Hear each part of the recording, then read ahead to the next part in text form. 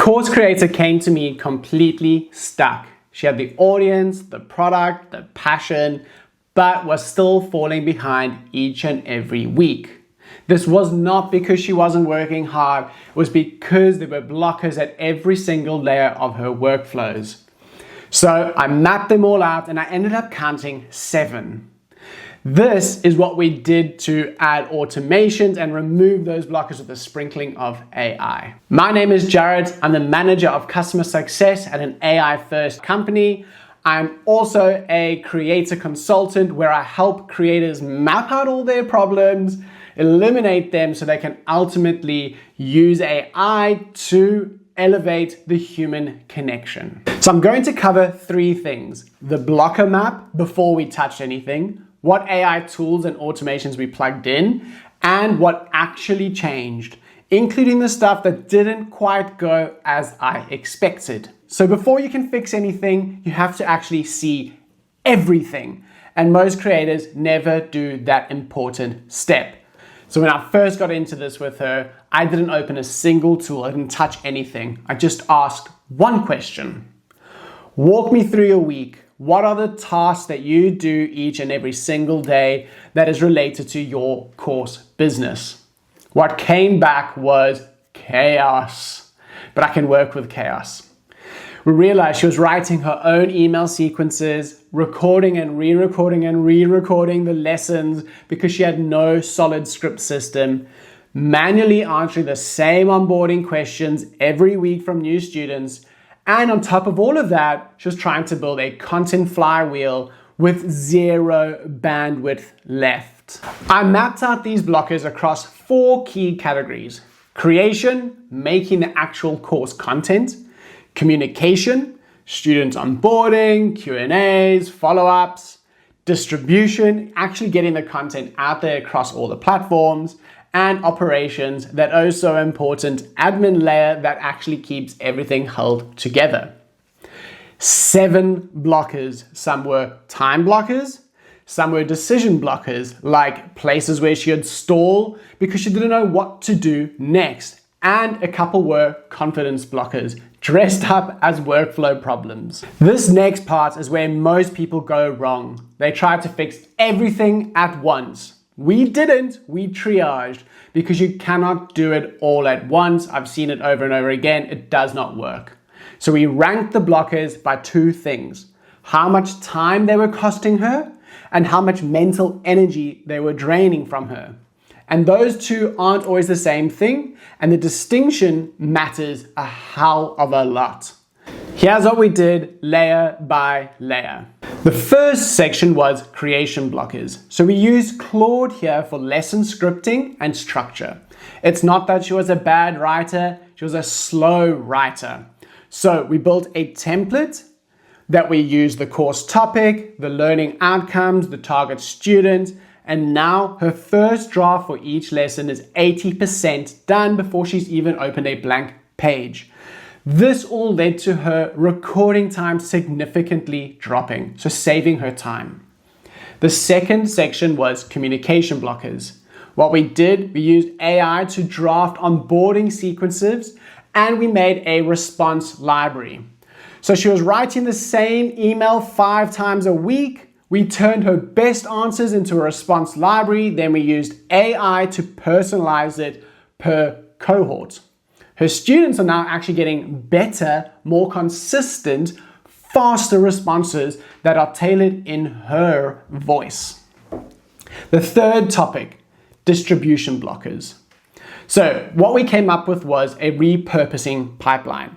So one lesson recording, it became a short form clip, an email, a LinkedIn post, and a thread. We built a prompt chain that she runs herself in about 15 minutes after each recording. Yep, 15 minutes. She used to spend a full day on distribution. Now it's just a time blocker in her calendar. And the fourth one is operations blockers.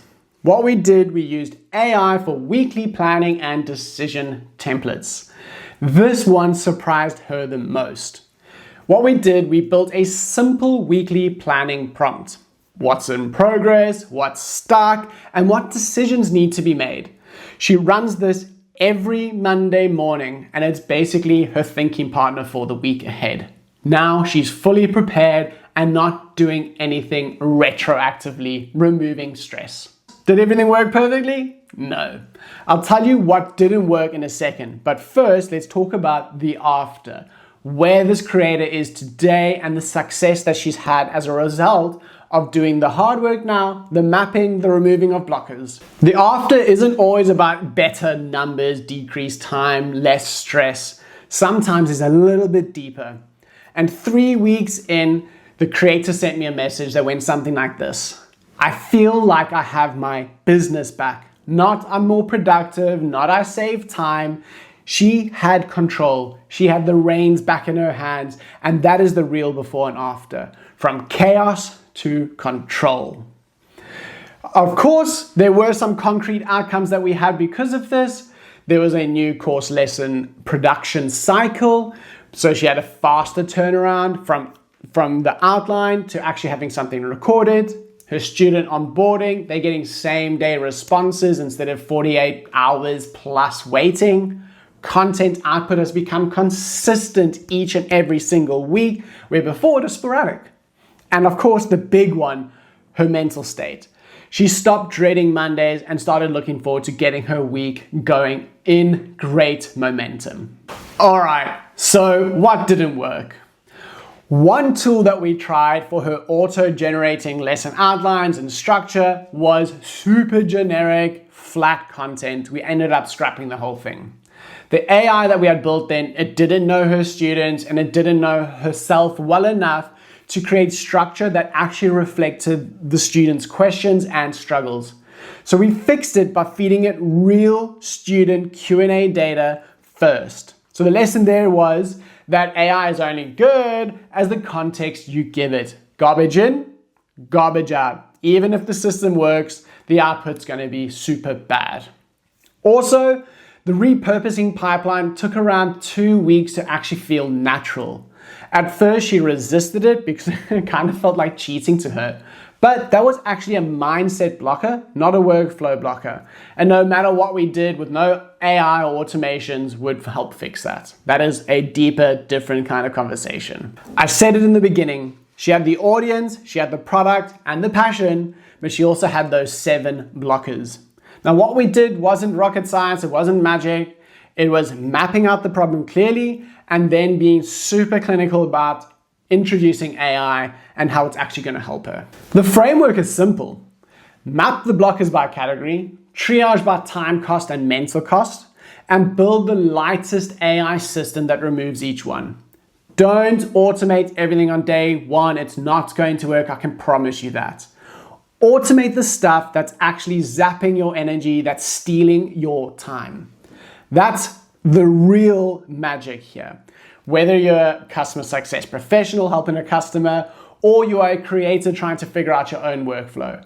Map, remove, simple. One of my favorite ways when I'm trying to remove blockers and help give creators time back is using the Eisenhower matrix. Now, it's a super simple system, but it is incredibly powerful. I've spoken about this before on a couple podcasts, but on my next video next week, I'm gonna go deeper into what the Eisenhower matrix is and how I use it in a more dynamic way instead of being rigid with the X and Y axes. But I promise you, you're gonna wanna tune back in for this one. But until then, I'll catch you guys later, and as always, stay rad.